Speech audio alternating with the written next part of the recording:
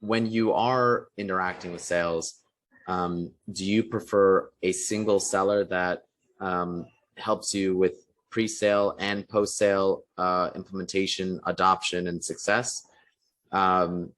Or do you prefer multiple sellers, maybe one seller to help you pre-sale, another seller to help you post-sale, and oftentimes there's different handoffs and subdivisions. Maybe you can talk us through your experience, and if you can, if you could choose between one or the other, and why it would be important for you one way or the other. Yeah, it's funny. I actually think you stemmed this conversation between my wife and I, and I'll get to that part in a second, right? But I'm used to, right, one of two ways, right? A BDR, SDR, MDR, whatever you call this handoff, right? This almost defender of sales to some extent, right? This checker and verifier. And then going to an AE, and then going to a success rep, or onboarding and then success. Now, I can tell you, having onboarding separate from success is something that I really dislike.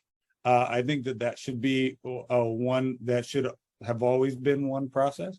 But also there's a full cycle AE that then goes to success. But I really feel, and again, you stemmed this conversation, and my wife was like, "Well, why would you do this any other way than having, right, real full cycle, where someone is your first and your last and only contact, right? Unless you need something super technical, and then they can kind of orchestrate that and bring in folks that are experts to really support you, right? But other than that, right, that process, you should have one person really supporting you all the time. Like you're, as during this conversation, I was like, it should be like an account concierge or something, is what this thing should be, right? We should really be just one experience. Hey, like your best friend. Hey, Joe, this isn't working, right? Can you help me with this? Or what's going on with that, right? Just this easy transaction can be text all the time. Yeah, imagine if, like, on the podcast right now, I just Batmaned it out of here and some other person took over for the podcast, and it was like a bait and switch, right? And so well, first of all, the fact that you and your wife are talking about this means that B2B is in serious trouble. We need to fix this. But to your point, it's that's the ideal, right? It's probably for a lot of buyers, and it sounds like you're one of them, where it's, why would I want multiple sellers when I can just have one? And if you think about that in your personal life, when you go to a store, or you go to your doctor, your lawyer, your barber, like, you don't, or dentist, so these are B2C examples, but even in B2B, it's like, why would you want the seller that helps you with the initial sale, makes you the promises, different from the seller that actually is responsible for implementation, adoption, and customer success?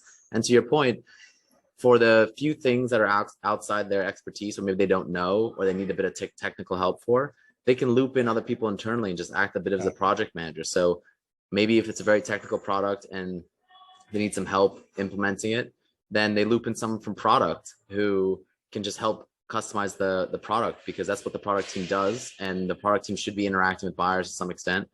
Or maybe to a large extent, I like to say.